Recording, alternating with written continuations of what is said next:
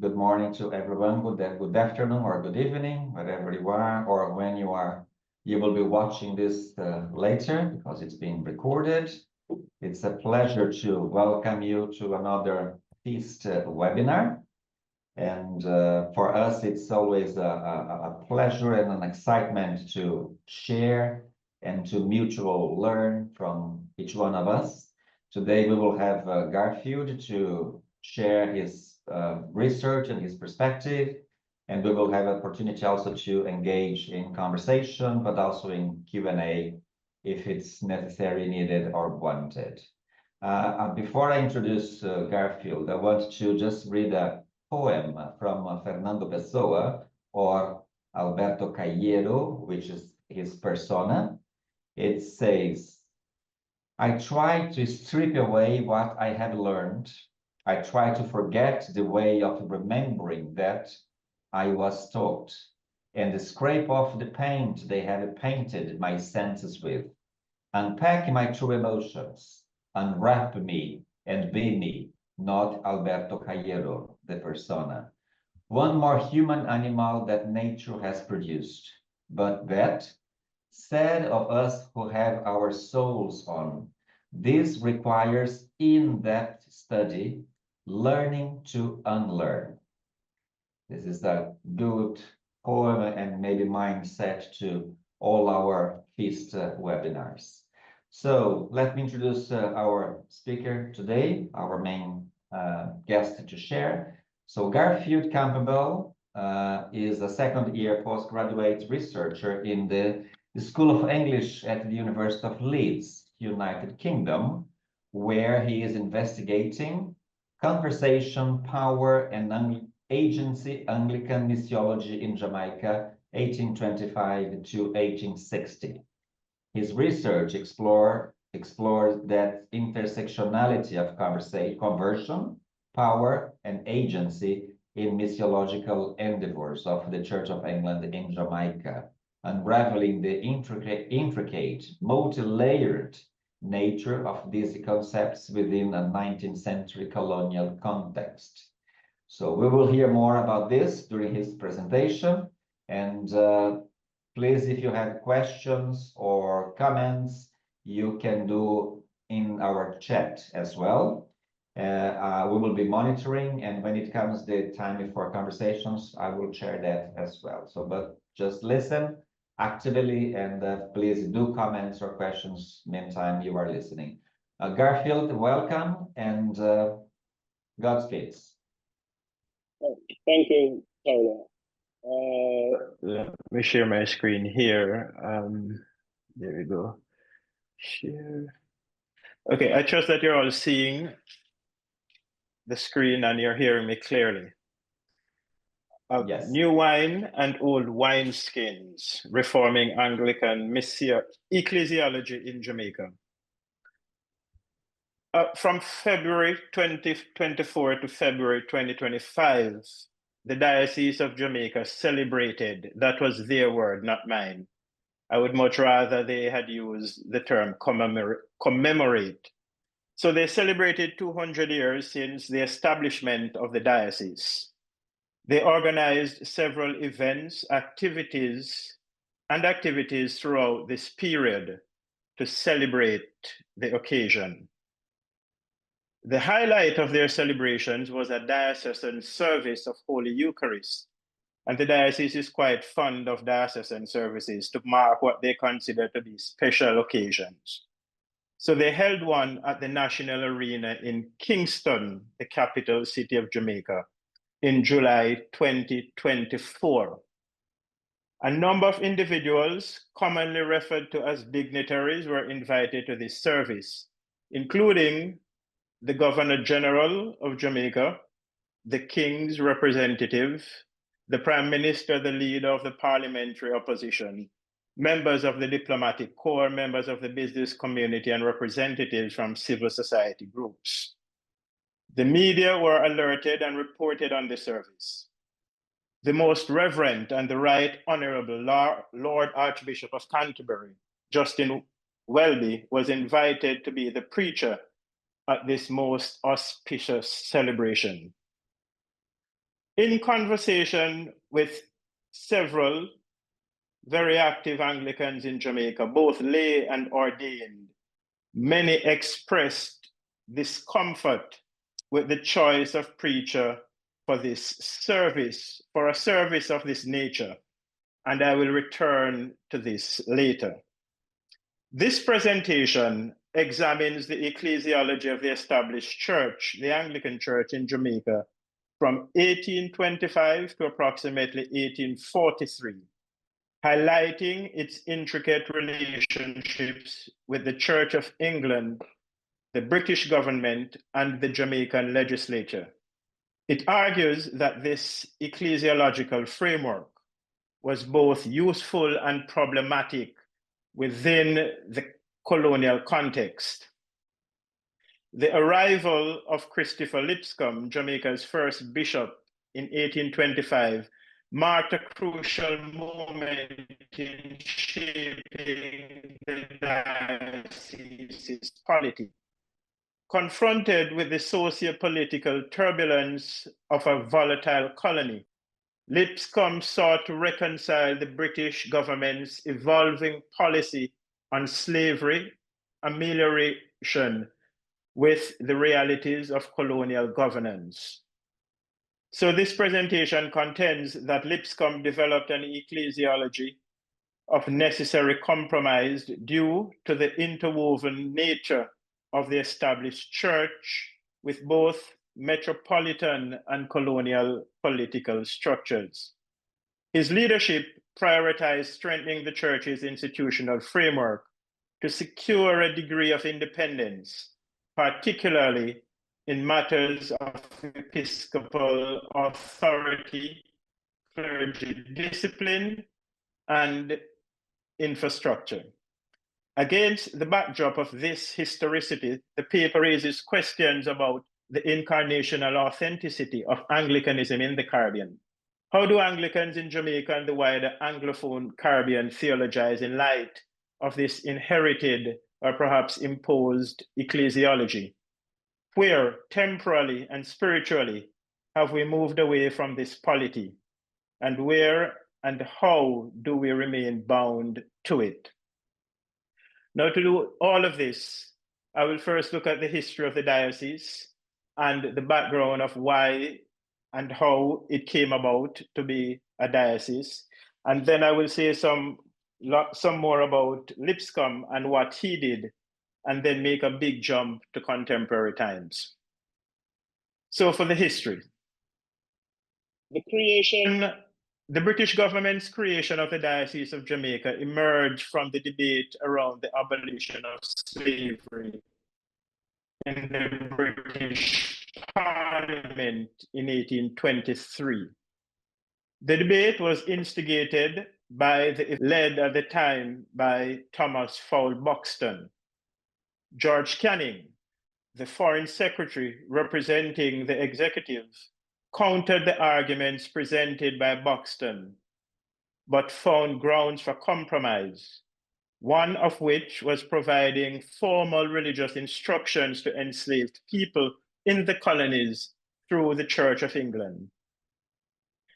In this parliamentary debate, Fowle Buxton moved a resolution which states, and I quote, that the state of slavery is repugnant to the principles of the British Constitution and of the Christian religion, and that it ought to be gradually abolished throughout the British colonies, end of quote. The resolution was vigorously debated and later withdrawn, replaced by an amended version proposed by George Canning, the Foreign Secretary, resulting in the first series of measures to ameliorate the conditions of slavery in the West Indies. In opposing the resolution as proposed by Buxton, Canning argued that historically, both the British Constitution and Christianity accommodated slavery. Thus, he says, to move a resolution on those bases was faulty and could cause tremendous upheaval throughout the British colonies. So in making his case for ameliorating the conditions of slavery rather than abolishing it, Canning argued that abolishing it would prove a significant risk to, quote, the safety and the security of the interests of the white population, end quote. So Canning supported the provision of religious instructions for the Black population as a means of improving their condition.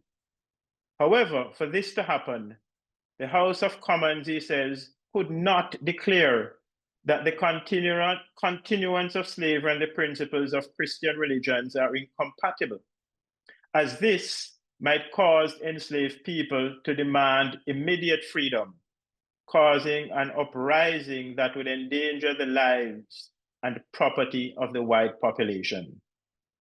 Canning's, and therefore the British government's overarching concern, was for the stability of the colonies and finding the best means of achieving that. Therefore, several ameliorative measures were stipulated by the British government. A central tenet of the measures was the establishment of two dioceses, Jamaica and Barbados, with resident bishops to attend to the religious and moral instruction of the enslaved population. The establishment of the diocese served to appease the anti-slavery advocates, as well as calm the fears of the pro-slavery advocates. Both factions had different motives for welcoming the measure, which would make Christopher Lipscomb's task very difficult. The task of the new diocese under his episcopal leadership was given the mandate to be one, if not the principal instrument of the British government's amelioration policy. The purpose of the diocese from the British government's perspective was to provide religious and moral instructions, primarily to the enslaved population, without involving religion in political matters. That is to say, the matter of abolition of slavery.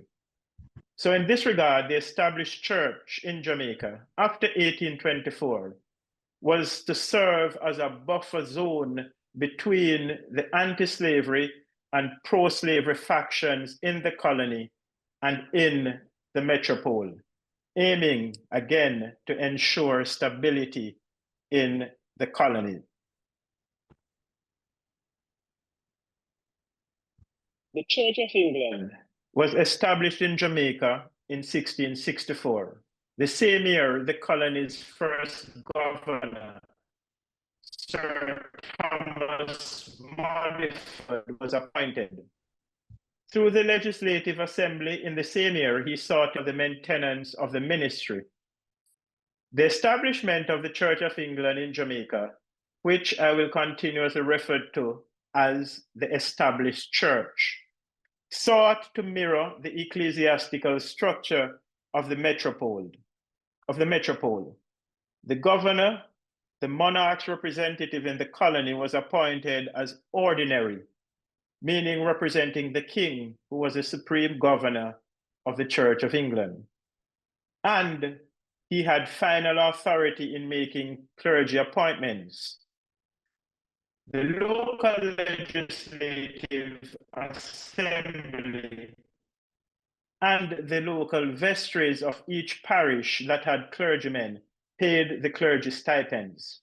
The colonial assembly enacted legislation outlining standards for the conduct of the clergy in performing their duties, and the vestries were charged with the building and maintenance of chapels.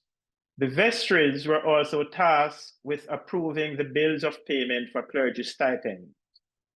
Now, the vestries were responsible for all parochial affairs in their several parishes. While the colonial authorities sought to structure the administration of the established church in Jamaica similarly to the Church of England in the metropole, they could not appoint or exert episcopal authority. Therefore, the Bishop of London, through the British government, was tasked with episcopal oversight. But it was not until 1748 that the legislature in Jamaica, by law, recognized the authority of the Bishop of London as having ecclesiastical jurisdiction over the clerics of the established church in the colony. This created a two-tier power structure that had lasting impact on the administration of the established church, where the local colonial political directorate retained power through the setting of compensatory framework for the clergy, responsibility for erection and maintenance of church buildings, and the governor retaining power as ordinary. Now, a shift in the ecclesiastical administration of the established church occurred with the creation of the Bishopric of Jamaica, which included the Bahama Islands and the settlements of the Bay of Honduras, which is Belize today. Dr. Christopher Lipscomb, who was a fellow of New College, Oxford, and vicar of a small parish when he was nominated and appointed to the Bishopric of Jamaica by letters patent from George IV, was sent to mold the diocese in the context of a complex ecclesiastical polity and given a mandate to impart moral and religious instruction to enslaved people. And in those civil rights and privileges which were enjoyed by other classes of His Majesty's subjects, according to canon, and, quote, concerning safety to the lives and security to the interests of the white population. His task, therefore, was determining the best way to execute the mandate while maneuvering the intricate ecclesiastical polity that predated his tenure. Within the confines of the context, Lipscomb sought to fashion a church structure that perhaps best suited his own institutional background, as well as the pre-existing ecclesiastical structure and the political peculiarities of the diocese in which he was placed. He was made the bishop of a diocese that was very agitated due to the sentiments that fueled his appointment, that is, the anti-slavery and pro-slavery sentiments. There was a clamor from the metropole for the end of the system of slavery, relentless restlessness from the enslaved, who were enlivened by the anti-slavery debates, and great uneasiness also existed from the plantocracy that viewed the end of slavery as an existential crisis, and they were prepared to defend slavery aggressively. The established church, under Lipscomb's episcopal leadership, had to navigate the currents of the time to execute its overt mandate of imparting religious and moral instructions to the enslaved population, as well as its covert mandate as a stabilizing agent in the colony by serving as a buffer between different positionalities. The modus operandi of the Diocese of the 1824 was shaped by Lipscomb's imperial gaze, which influenced his assumptions about the character of enslaved people, what appealed to them and what did not, and their desire to attend the established church, and his observations of the inadequacy of the diocese's organizational infrastructures.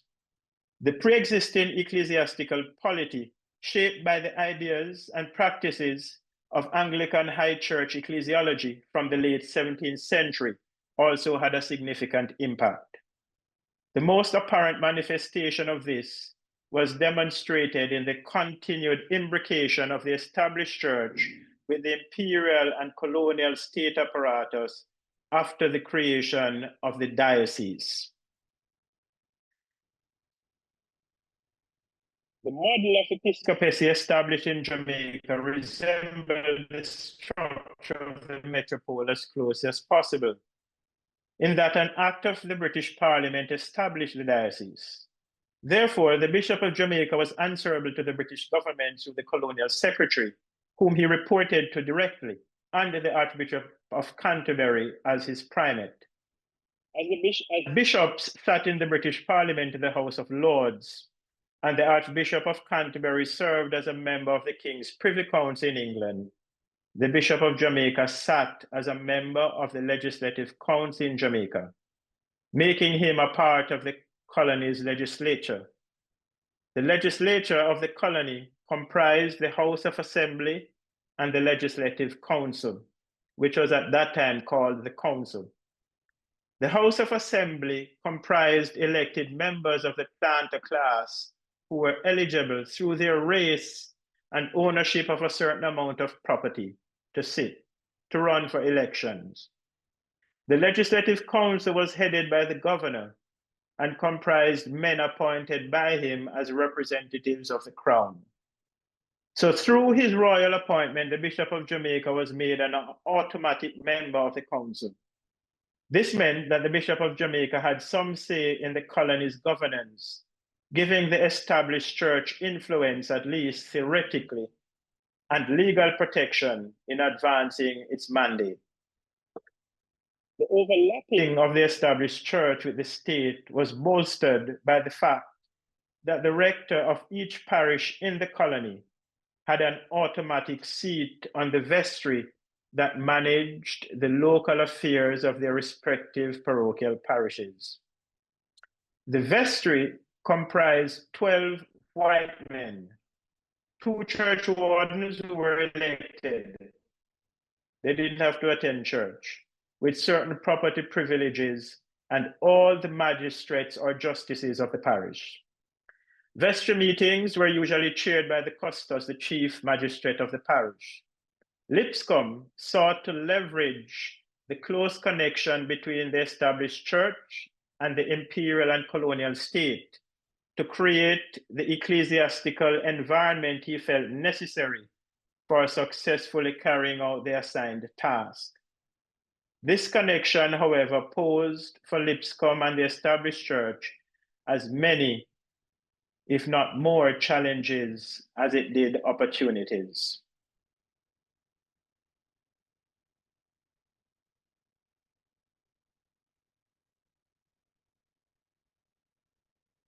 Lipscomb sought to improve and expand the physical infrastructure of the established church by launching a program to construct additional chapels, schoolrooms, and housing for the clergy throughout the colony.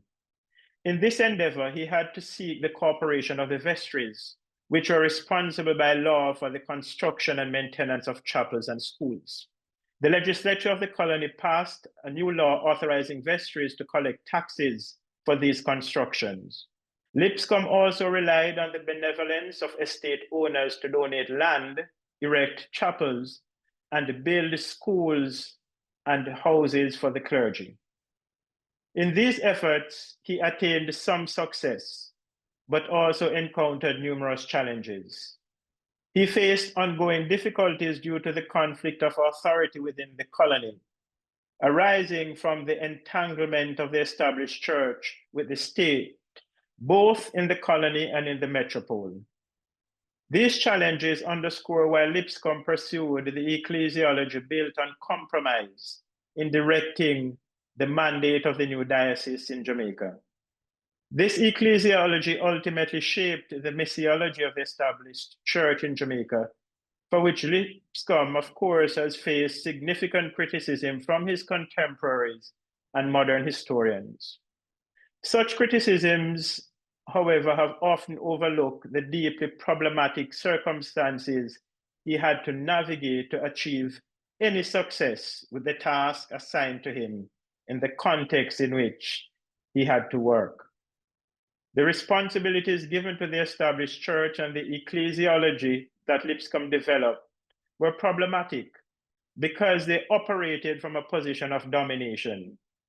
They were not geared towards the overall well-being of the enslaved people, but rather aimed at safeguarding the interests of the enslavers and stabilizing a colony vital to British colonial expansion. Holding in mind that the High Church Ecclesiology held that church and state were part of a divine order, and the church had a responsibility to obey the monarch, the supreme head of the church. The will of the British government was viewed as the will of the sovereign, which made it the will of the Church of England by divine permission. Lipscomb, therefore, pursued this path, seeking to ensure that there was stability and that he didn't overstep with those governing the secular state. This is not to say that every clergyman, catechist, or school teachers work towards this end. The often untold story is that many, though not the majority arguably, worked tirelessly for the uplift of enslaved people. The conversion to the norms and practices of the established church was used as a means of resistance to the cruel system of slavery. Many enslaved people, with the aid of clergymen like John True, Griffiths, John Stainsby, Robert Dallas, to name a few, and catechists and schoolmasters, engaged the church's sacraments of baptism, confirmation, communion, and matrimony as a means of asserting their personhood and obtaining minimal legal protections that were granted to them. Marriage, for example, in the established church, provided legal protection for enslaved people from being sold to separate enslavers, which often happened, destroying families of enslaved people in Jamaica.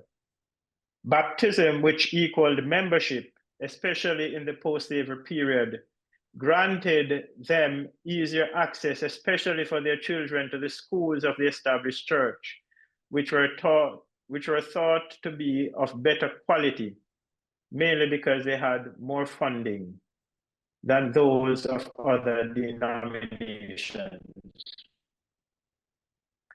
The real issue then, for the purpose of this presentation, is how the post-Lipscomb Church navigated the entangled ecclesiology that served the interests of the ruling oppressor class while seeking to address the needs of the majority oppressed class in the Jamaican colonial society. To explore this, I will need to make some leaps across history, which I recognize can be dangerously misleading. However, you can be the judge of that today. The Diocese of Jamaica, from 1824, remained legally bound to the state and the control of the ruling class until 1870, when the state severed its financial ties to the church, resulting in what is called its disestablishment. For the first time in over 200 years, since the Church of England appeared in Jamaica, the British government and the local colonial authorities were no longer legally obligated to fund the Church of England in Jamaica. The church had to be fully self-sustaining in its mission and ministry within the colony. This led to the formation of what is called the Incorporated Lay Body as the church's legal entity, which, by the way, from 1870 to present, has consisted of men with money and influence in the society. And they also had to establish what is called a synod as the ultimate governing body for the church. The church thereafter became, in my estimation, somewhat obsessed with its financial survival and developed an intolerable reliance on the continued benevolence of the moneyed class. All its episcopal and priestly ranks continued to be dominated by white men, either from England or born in Jamaica. The first bishop of Afro-Jamaican descent was not elected until the second half of the 20th century. Its boards and councils were still influenced by those whose ancestry was mainly of European extraction. It continued to be known as the Church of England in Jamaica until 1964, 2 full years after Jamaica got political independence from Britain, when, under the leadership of the first Black Jamaican diocesan bishop, Percival Gibson, the name was changed to the Church in Jamaica in the province of the West Indies, which is still the legal official name of the diocese. However, in common usage, it prefers the nomenclature of the Diocese of Jamaica and the Cayman Islands. Again, this does not mean that the church neglected its work among the underprivileged class. Their work of reaching out to the poor and marginalized people of Afro-Jamaican descent primarily manifested itself in the field of education, boasting by far the establishment of most schools in Jamaica at the infant, primary, and secondary levels. If you ask the diocese how it has been serving the marginalized and oppressed people in Jamaica since 1824, it will respond by saying that they, and I'm quoting this from their website, have been a pioneer in education. The diocese operates some 150 primary, preparatory, and secondary schools, catering mainly to poor children. It also founded Church Teachers College in Mandeville, from which many prominent Jamaicans have graduated. It played a key role in the early development of Micro Teachers College, now the Micro University College, and Shortwood Teachers College. It introduced the first training program for nurses in Jamaica and opened Kingston's first private nursing home with operating facilities. This was later relocated and expanded to become the Nuttall Memorial Hospital in Crossroads. Under the leadership of the Right Reverend Enos Nuttall, they would say, the Bishop of Jamaica organized relief and rebuilding of the city of Kingston following the devastating 1907 earthquake. They operate Worthley Home for Girls in Kingston, Clifton Boys Home in Westmoreland, and St. Monica's Home in Chapeltown, Clarendon. Chapeltown is here in Leeds, which provide a nurturing family environment for youngsters whom the juvenile court determines are in need of care and protection. One might then ask, to what end have they developed education and for whose purpose? How was their role in education? How has their role in education served the interests of the oppressed or the oppressor? What guides their work in education, social outreach, pastoral care, etc.? The answers to these questions will depend on how the Anglican Church perceives and defines itself. In other words, what underlines its self-identity, its current ecclesiology? Is it still occupied, if not by the same entangled structures, then by the zeitgeist of the Lipscomb era, which brings me back to how I began. That is, with the discomfort that some people felt with inviting a white representative of the British establishment to be the preacher at a service marking 200 years of the diocese. For most people, the discomfort stemmed from what I would describe as a crisis of Anglicanism. The most common concern among those I spoke with was, what are we saying to the country about who we are and what we represent by inviting a white man to preach at this service? Growing up in rural Jamaica, I attended the Anglican Church, which was known as Nain Church, Nain being the name of the community. It was viewed and talked about as the society church. This was to indicate that it was people of a certain social standing in the community, rural and poor as it was, who attended that church. This was not only true in my little community, but right across Jamaica. The church had, or still has, the appalling reputation of being the rich people's church, in quote. Now, that is not entirely accurate, to be fair. but it says something about how the Anglican Church is perceived due to its history and perhaps its current approach.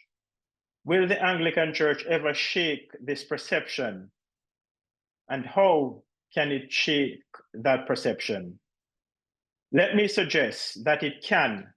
However, this will require an open, honest, and genuinely democratic self-examination, rooted in an acknowledgement of its compromised past, which has leaned more towards the side of the oppressor rather than the oppressed. For a truly authentic Anglican Church to emerge in Jamaica, it will need to focus less on its financial viability. This will enable it to be less reliant on those with money and influence to occupy its decision-making bodies. In so doing, it can then lean more heavily into the latent power of resistance, standing alongside the disenfranchised in the society. And if you will allow me some latitude here to draw on my pastoral vocation and offer a brief sermon, that outside of the legal protections, that the reason why the established church and other denominations for that matter in the 19th century became sources of resistance despite their colonial and imperial positionality is that at the heart of the good news that Christianity proclaims is that of liberation, standing with the oppressed. He has cast the mighty from their thrones and lifted up the lowly, sang Mary. This good news of the gospel and its liberating power is made evident in the sacraments of the church. The sacraments serving as living reminders of Jesus breaking the shackles of oppression and us being set free, not just in spirit, but in body. Any reformation of the Anglican Ecclesiology in Jamaica will require the church to engage in deep reflection on the experiences of the Jamaican people, its role in those experiences, and how it will position itself to engage with contemporary Jamaican society. In other words, to reform their ecclesiology, the Anglican Church needs to engage with what Carlton Turner calls Caribbean contextual theology. Turner notes that contextual theologies are concerned about the concrete development of the world and the everyday lives of people, especially those on the margins. There is a need for a Caribbean contextual theology or continued attempts at search. First, it takes history and experience of the region and its people seriously.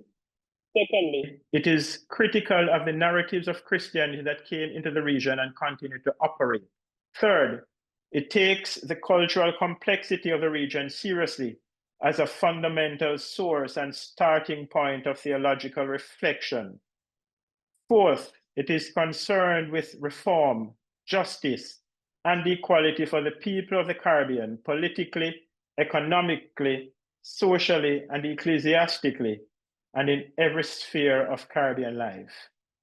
The notion of Caribbean contextual theology is itself a form of resistance against the idea of classical Western theology, which centers whiteness and the experiences of European peoples and societies.